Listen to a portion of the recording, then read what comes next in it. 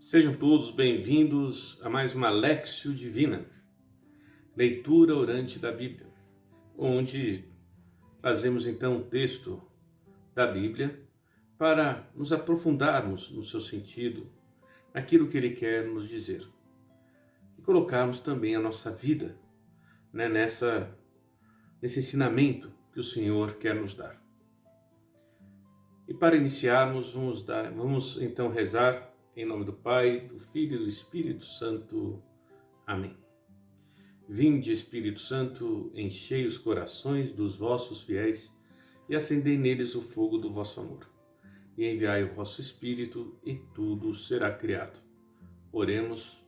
Ó Deus, que instruístes os corações dos vossos fiéis com a luz do Espírito Santo, fazei que apreciemos retamente todas as coisas segundo o mesmo Espírito e gozemos sempre da sua consolação. Por Cristo, Senhor nosso. Amém. Em nome do Pai, do Filho e do Espírito Santo. Amém. E o Evangelho que vamos ler hoje é o Evangelho de Lucas, capítulo 13, dos versículos 22 a 30. Vou repetir. Evangelho de São Lucas, capítulo 13, versículos de 22 a 30. Naquele tempo, Jesus atravessava cidades e povoados, ensinando e prosseguindo o caminho para Jerusalém. Alguém lhe perguntou: Senhor, é verdade que são poucos os que se salvam? Jesus respondeu: Fazei todo o esforço possível para entrar pela porta estreita. Porque eu vos digo que muitos tentarão entrar e não conseguirão. Uma vez que o dono da casa se levantar e fechar a porta, vós do lado de fora começareis a bater dizendo: Senhor, abre-nos a porta. Ele responderá: Não sei de onde sois. Então começareis a dizer: Nós comemos e bebemos diante de ti, e tu ensinaste em nossas praças. Ele, porém, responderá: Não sei de onde sois. Afastai-vos de mim, todos vós que praticais a injustiça. Ali haverá choro e ranger de dentes, quando virdes Abraão, Isaque e Jacó, junto com todos os profetas no reino de Deus, e vós, porém, sendo lançados fora. Virão homens do Oriente e do Ocidente, do Norte e do Sul, e tomarão lugar à mesa no reino de Deus. E assim, há últimos que serão primeiros, e primeiros que serão últimos. Palavra da salvação, glória a vós, Senhor. Muito bem. Então aqui nos é respondida uma pergunta que muitas vezes as pessoas fazem, que é qual? É verdade que poucos se salvarão? Qual é a quantidade de pessoas que vão se salvar? Ou seja, a salvação, então, é o assunto desse nosso evangelho.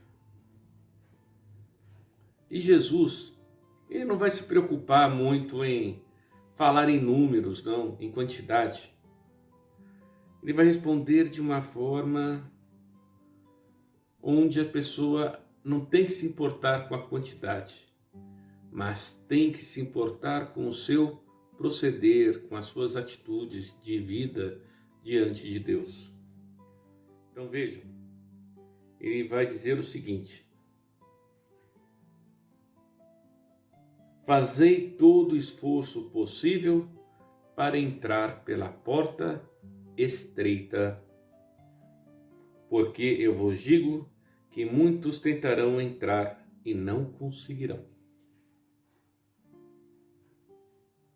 Porque muita gente quer ser salva, mas não quer viver as exigências da conversão, as exigências de uma mudança de vida para Deus. Por isso, outro evangelho vai dizer: muitos serão chamados e poucos serão escolhidos. Sim, porque todos são chamados, mas só alguns tem condições de responder com a sua vida ao apelo da salvação que é feito por Jesus. Pois Jesus, ele é o único que é o caminho, a verdade e a vida. Tem pessoas que vivem falando por aí frases de efeito como todos os caminhos levam a Deus. Não. Não são todos os caminhos que levam a Deus. Só um caminho leva a Deus. Jesus Cristo. Ele é o caminho, a verdade e a vida. Mas, com certeza, Deus se utiliza de todos os caminhos para salvar o homem, porque Ele quer salvar a todos. Mas essa caminhada para a salvação, ela é exigente, exige uma transformação de vida, exige uma mudança de vida. E ainda Jesus vai chamar mais atenção ainda, porque eu vos digo que muitos tentarão entrar e não conseguirão. Uma vez que o dono da casa se levantar e fechar a porta, vós do lado de fora começareis a bater dizendo: Senhor, abre-nos a porta. E ele responderá: não sei de onde sois. Nós comemos e bebemos diante de ti, e tu ensinastes em nossas praças. Então, aqui está chamando a atenção das pessoas que muitas vezes estão ao redor de Jesus. Muitas pessoas que vivem uma prática religiosa. E por isso, quando fala, nós comemos com o Senhor ou escutamos, podemos colocar aqui a missa. Muita gente vai à missa. Então, participam da comunhão, ou seja, comem com o Senhor, e comem o Senhor, e o escutam. E vivem só na prática, mas não vivem o evangelho que escutaram. Não vivem a caridade que devem viver. Não vivem a mudança de vida que deve acontecer em sua vida. E por isso, Jesus vai continuar dizendo: ele, porém, responderá: não sei de onde sois. Afastai-vos de mim, todos vós que praticais a injustiça. Ou seja, não praticam aquilo que é ensinado. Não praticam aquilo que o Senhor o comunicou, a salvação. E Jesus ainda chama atenção, porque